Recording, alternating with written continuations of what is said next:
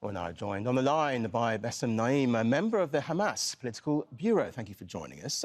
What did you make of what the Israeli representative had to say at the UN Security Council? Thank you very much. Sure, we are not surprised by what he's saying. This representative of the Zionist regime in the Security Council is lying and lying now for years and years. Therefore, it is not of a big deal to hear these lines. What's more important, that finally the international community reached the point to release or to issue such a decision which calling Israel to stop its genocide against our people, to lift all the obstacles and barriers in front of the humanitarian aid, and to exchange all the prisoners.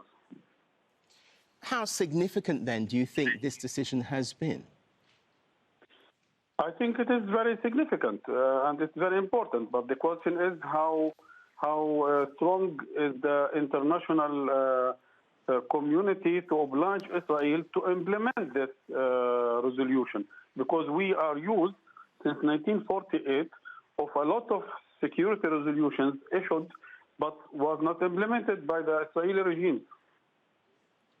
You mentioned obstacles there. I mean, what are the fate of the Israeli hostages? How do you see that going forward when that has been such a large part of the negotiations?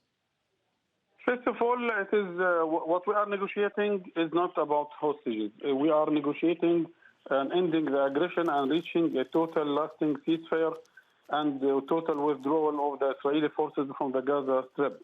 And when the Security Council resolution this night talked about hostages, they haven't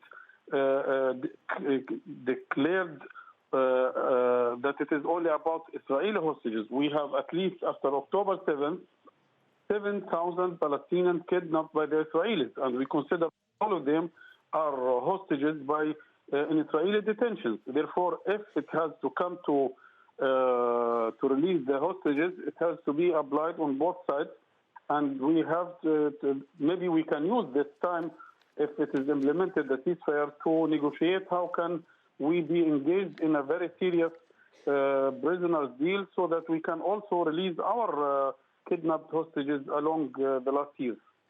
In practical terms, then, do you think in reality Israel will comply with what is supposed to be a binding resolution? Well, it is a binding resolution. From our side, we have welcomed the resolution and we have declared our readiness to be committed to the ceasefire and all to the conditions in the resolution.